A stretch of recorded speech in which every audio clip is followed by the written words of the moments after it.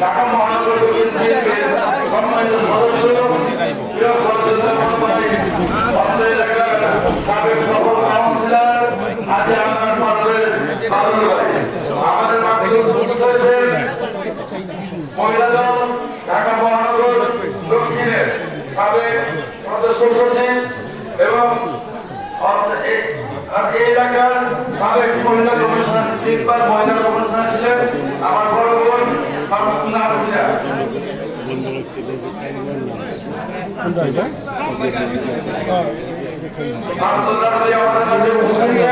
আমাদের মাঝে উপস্থিত আছেন